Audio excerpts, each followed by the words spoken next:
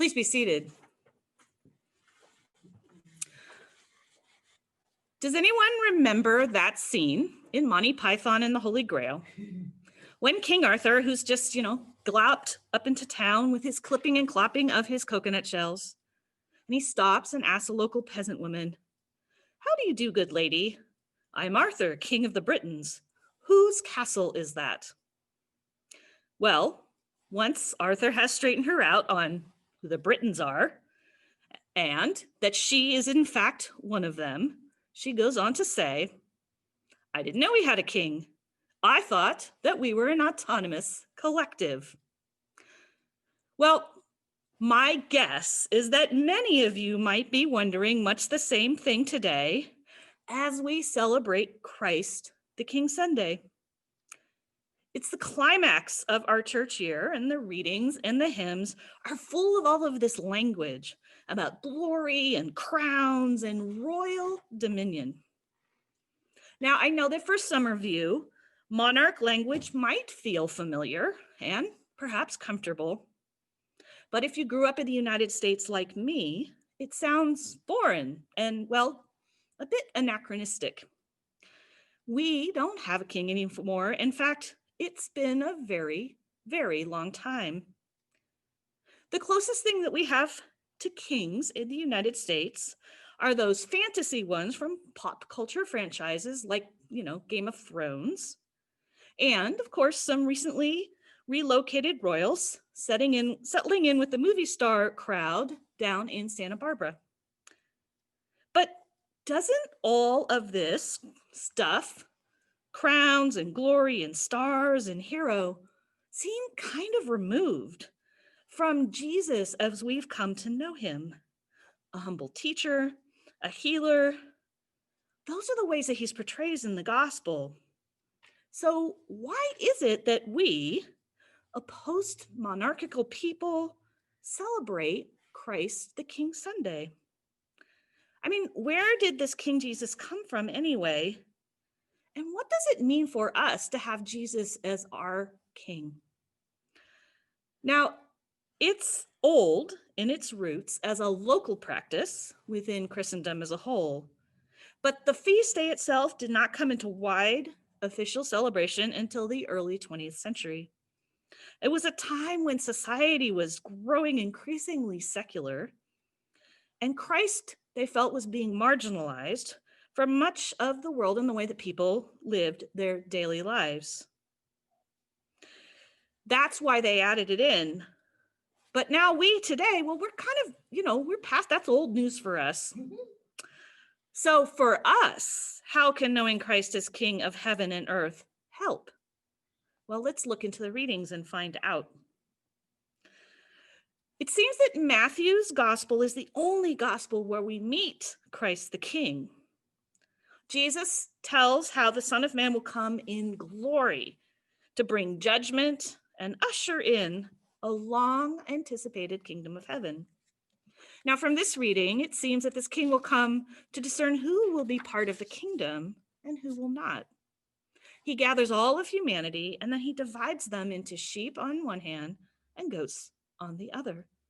The sheep shall receive eternal life, and the goats are denied this blessing. Now, if we've been listening for the last couple of weeks, we know that all of the parables that lead up to this reading about the second coming have been pretty discomforting, kind of like this one. They say things like, "Keep awake, for you don't know the day or the hour." They put across this idea that one could miss out on salvation by failing to be present, by failing to be prepared, by hoarding the good news that we've been given, or by falling asleep so a thief steals in the night. All of our past few Sundays have been filled with this anxiety over the unexpected arrival of the Son of Man, as well as worry over what turns out to be a longer than anticipated wait. They challenge us. They challenge our passivity. They challenge our complacency.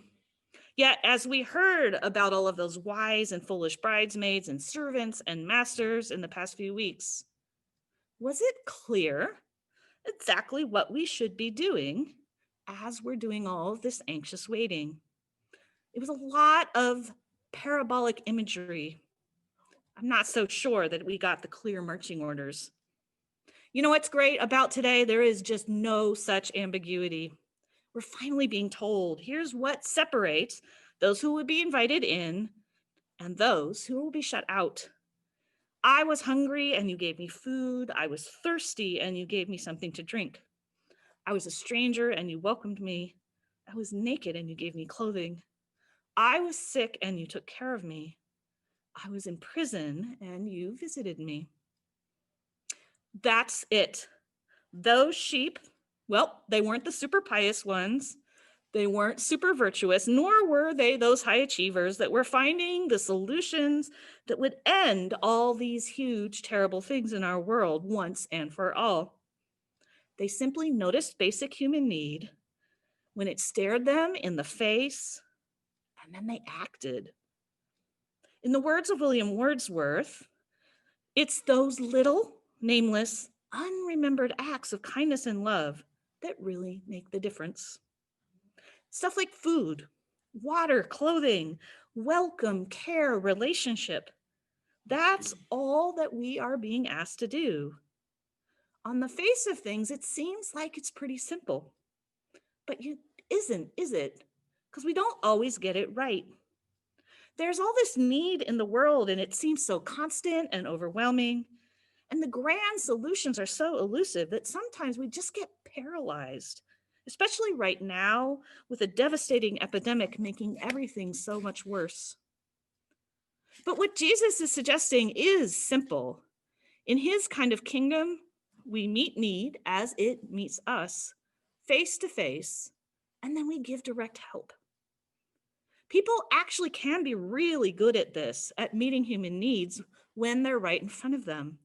It involves a little bit of awareness, a little bit of time, and sometimes, going out of our comfort zone. But we do know how to do little things like offering to drop off a meal, phoning a sick or lonely person, or even maybe writing a letter to a person in prison. I think we all remember all those personal responses that came our way during the CZU fire. There were people who offered up vacation homes to strangers who were left as refugees during all of the evacuations.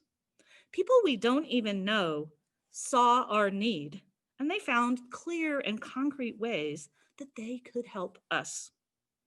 So, we are on the road to salvation when we meet Christ face to face, and then we respond to those needs that we see in others. It's about coming closer to Christ, yet at the same time, this only happens when we come closer to each other. Christ's kingdom, it seems, is about openness of heart. But who were the goats in this story? And why is it that meeting immediate human need seems like it's difficult for some people? Now, I know we've all come across people in our lives who are so callous and self-centered that it's like they have blinders on and all they can see is the need for success. And something might be staring them right in the face and they just don't even see it. But you know what? I am suspecting that most of the people who might get lumped with those goats are just kind of unsure about what to do when they do come face to face with a human need. I've often heard someone say, I wanted help, but things were so bad for them that I didn't know what I could possibly do or say that would even make it better. Sometimes, in order to act compassionately, we have to risk not feeling competent. Sometimes we have to figure it out as we go. Risk being asked to do something different or something more than we might have wanted to do. Risk not even being able to fix it all. But you know what? It takes courage to ask, I can see you hurting. How can I help? It takes even more courage to hear the answer to that question and then to act on it, even when it's not exactly what we thought we might have been asked to do. I heard a story recently about a historic Episcopal church that was in a rapidly changing inner urban neighborhood. They wanted to respond to the poverty that was right there on their doorstep. They had an idea. They would cook a meal every week and then invite local residents in to share the meal with them. They put up posters advertising the new ministry. They planned menus. They set up rotas for cooking. But when they opened up the doors, almost no one came in to eat that amazing food that they had prepared. After a few weeks of this, they decided to talk with some of their neighbors to find out why they weren't coming. Here's what their neighbors said. We really appreciate the thought, but we don't actually need you to cook for us. We can do that ourselves. And you know what? What you cook is kind of different from what we cook. Our actual problem is that there isn't a grocery store that sells fresh fruits or vegetables here in this neighborhood, and a lot of us don't have cars. What we could really use is your partnership as we mount a campaign with City Hall to change this. Now, this particular congregation that I mentioned was full of all of those don't rock the boat or make too much noise upper Midwesterners. And you know what? The neighbors, they didn't have any experience with this kind of advocacy either. It took all of them out of their comfort zones, but they started acting, and together they kind of figured it out.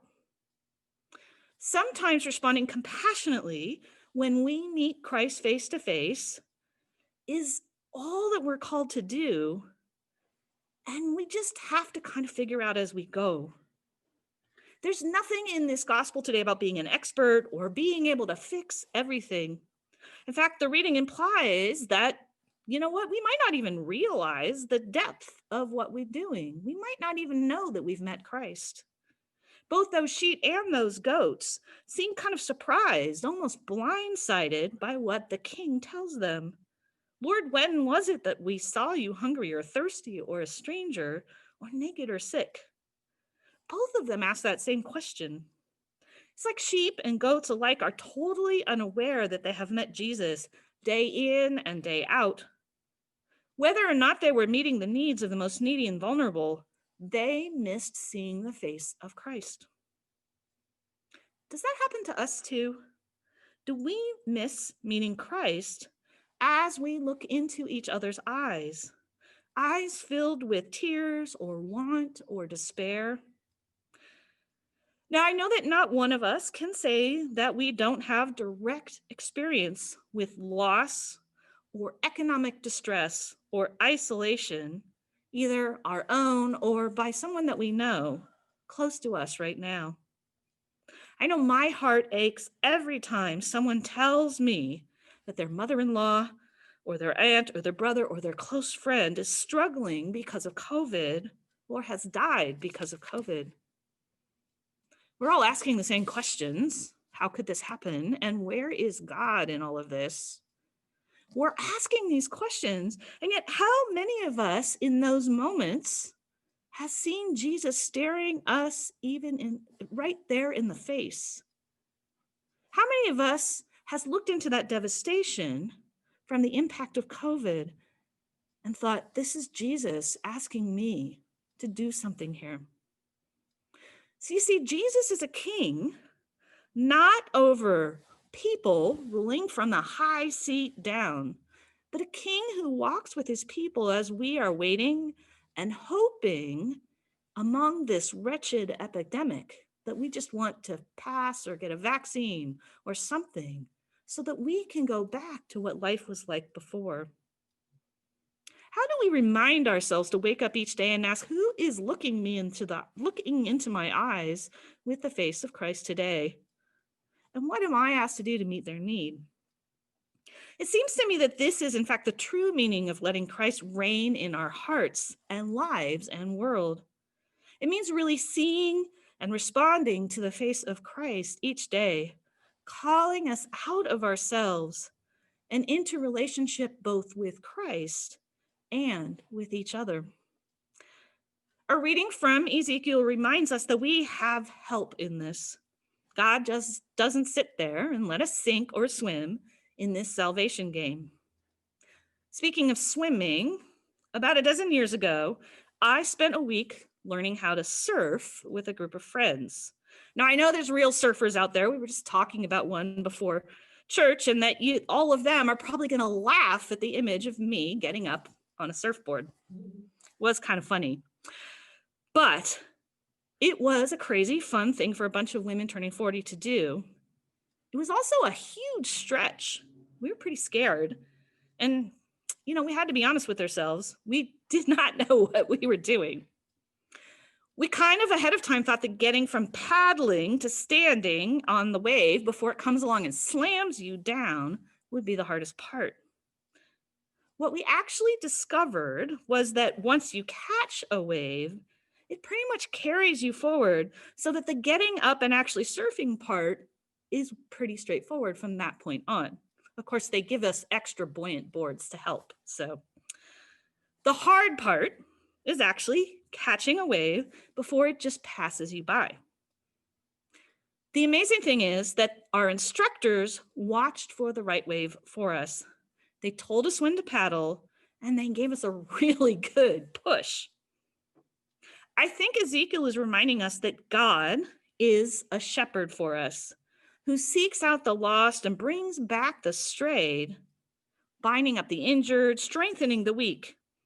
It's not us alone figuring this out, but Christ working through our own hands. Christ is there giving us that push.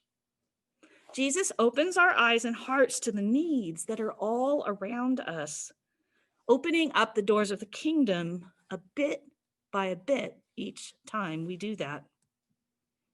All of us have our sheep moments and our goat moments. Sometimes we may be blinded by our self-absorption, frightened by the risks, uncertain of how to respond. But God's Spirit is always in there, giving us help and a push we need, inviting us out of ourselves and into engagement with Christ through the work of the kingdom. So, back to my initial question. Why do we, post-monarchical people, celebrate a Christ the King Sunday? I think it's because it reminds us that the place of Christ is as a ruler in our hearts and in our lives, inviting us to step out into his kingdom. The first step is listening and hearing the real needs all around us. And then the second is responding with compassion and care.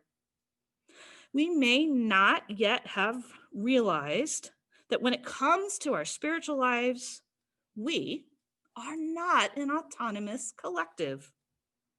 But Christ the King isn't calling us into submission either. Rather, Jesus calls us out into ministry to meet real and concrete needs of the hungry and the thirsty and the stranger and the sick and the imprisoned. And he's there to meet us in those places when we find ourselves in pain or anguish or squalor too. You don't have to fix it all. That's the message of today. And you know what else? I promise you, no one will expect you, in the words again of Monty Python's wonderful peasant woman, wield supreme executive power just because of some watery tart who threw a sword at you. The coming of the kingdom of heaven, that's on God's shoulders. We get to breathe. We get to pay attention, and we get to know that God has our backs. We can then step out in courage and act with compassion as we play our small part in this whole thing. What a king, and what a kingdom. Amen.